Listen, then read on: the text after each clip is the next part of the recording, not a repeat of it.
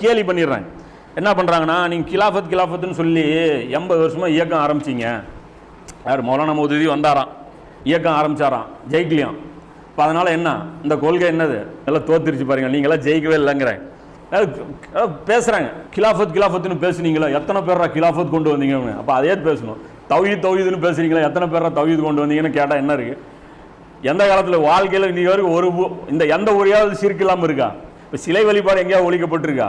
இல்லை. என்ன சொல்கிறாங்கன்னா, கிலாஃபத்துன்னு பேசுகிறீங்க, எங்கே ஜெயிச்சிங்கிறேன். நீங்களாம் தோத்துட்டீங்களா?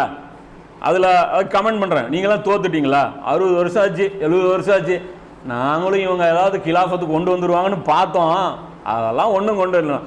உங்களெல்லாம் வச்சுட்டு எப்படி கொண்டு வர்றதுங்கண்ணா?